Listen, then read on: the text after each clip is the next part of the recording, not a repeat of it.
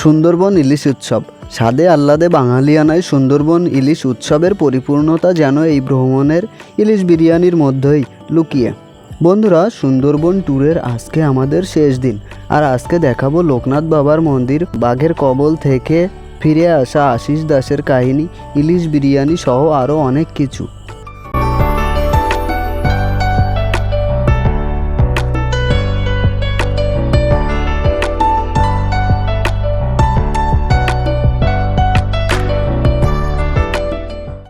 সকালে ফ্রেশ হয়ে হোটেল থেকে ব্যাগ গুছিয়ে একবারে বেরিয়ে পড়লাম। আজকে টুরিস্ট প্লেসগুলি ঘুরে আমাদেরকে আবার সোনাখালি লঞ্চ ঘাটে নামিয়ে দেবে।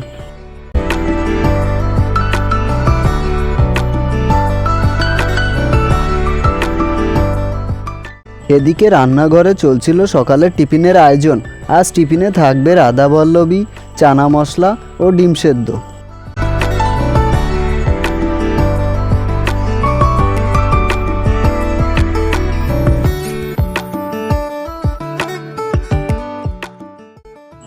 নদীর বুক চিরে গভীর অরণ্যের মধ্য দিয়ে আমাদের লঞ্চ ছুটে চলেছিল দুরন্ত গতিতে।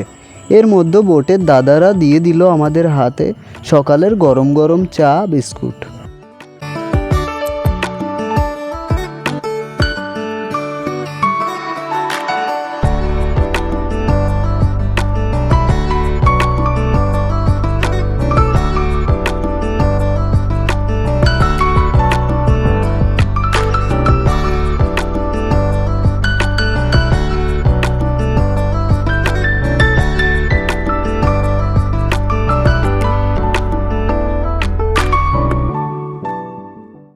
চা শেষ হতে না হতেই আমাদের কাছে চলে এলো সকালের টিফিন, যেটা ছিল সব দিনের তুলনায় খুবই সুস্বাদু।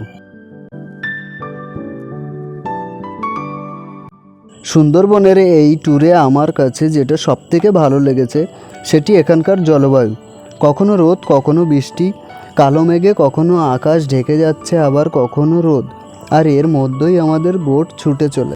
চলুন এবার আশিস দাসের মুখে বাঘের গল্পটি শোনা যাক, যিনি 6 মাস কোমায় থাকার পর সুস্থ হয়ে বাড়ি ফিরেছিলেন। নাম আশিস দাস। আমি সুন্দরবন মাছ থেকে বাঘের মুখে পড়েছিলাম। 2 বছর হয়ে গেছে। আমরা 5 জন করে মাছ ধরতে যাই। আমরা 8 দিনের জন্য মা বনির পুজো দিয়ে বেরিয়ে যাই। নৌকাতে 8 দিনই থাকি। 7 দিনের দিন সন্ধ্যের সময় আকাশে একটা মেঘ হয়েছে। আকাশের মেঘ হলে আমরা সুন্দরবনে খাঁড়িতে ঢুকে যাই।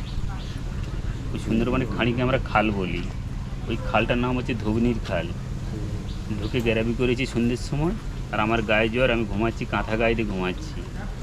আমার এই 4 জন খুব চিৎকার করছে। কিছুক্ষণ পরে যখন চিৎকার করে আমার ঘুম ভেঙে গেছে, মুখ থেকে আমি কাঁথাটা সরিয়েছি, দেখি না বাঘ দাঁড়িয়ে আছে আমার উপরে, আমি নিচে শুয়ে আছি। ধরে ফেলেছি পাঁজা করি, বলেছি মা গো বাঁচা, মাথায় কামড় মেরেছে, ফেটে গেছে, আমি এইটুকু শব্দটা পেয়েছি। তারপর তো আমার কিছুই জানি না, জ্ঞান হারিয়েছিলাম 8 মাস। বন্ধুরা, বাঘের হাত থেকে ফিরে তিনি এখনও চিকিৎসা চালিয়ে যান, আর ইনি লোকনাথ বাবার মন্দিরের রাস্তায় প্রায় সবসময়ই থাকেন এবং এভাবে প্রতিটা পর্যটককে গল্প বলেন, আর তার এই বর্তমান চিকিৎসার জন্য যে যেমন পারে সাহায্যের হাত বাড়িয়ে দেয়।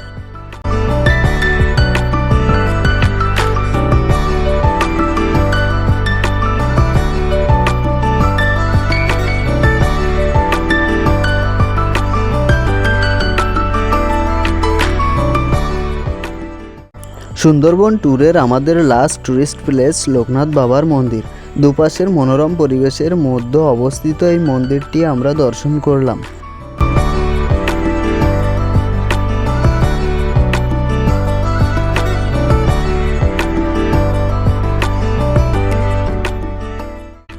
মন্দির দর্শন শেষে আমরা লঞ্চে উঠলাম।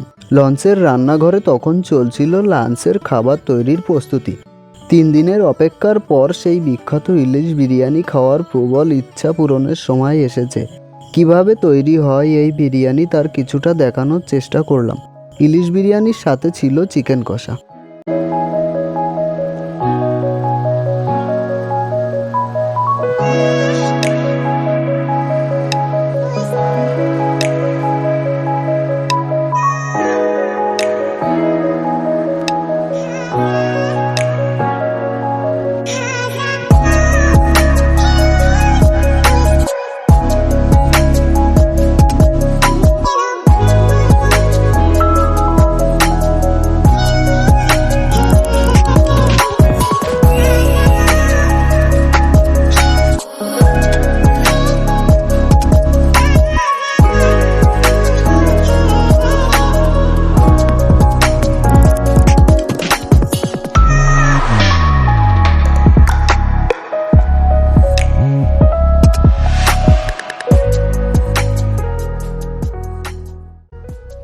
একটা জিনিস লক্ষ্য করলাম, নর্মাল বিরিয়ানির মতোই একই প্রসেসে তৈরি হয় এই ইলিশ বিরিয়ানি।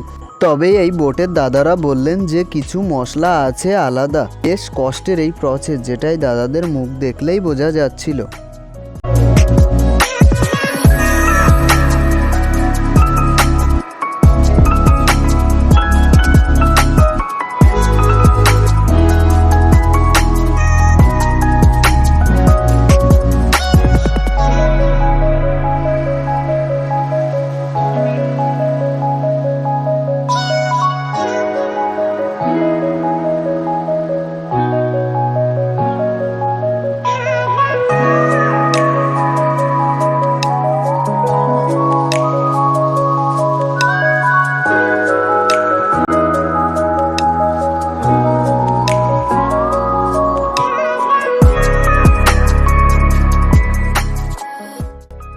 আজ সবার ফেরার দিন, তাই সবার একটু মন খারাপ।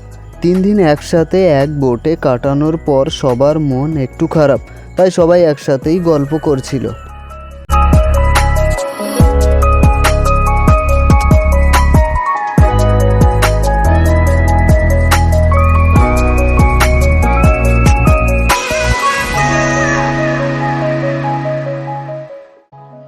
বাড়ি ফেরার সেই চেনা পথগুলি এগিয়ে যাচ্ছে, আর তার সাথেই দুপুরের লাঞ্চের জন্য ডাকা হলো আমাদের সবাইকে।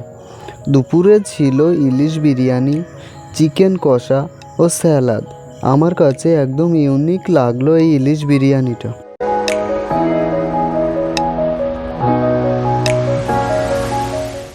ফেরার পথে বোট থেকে নামার আগেই আমাদেরকে দিয়ে দেওয়া হলো একটি করে ফ্রুট।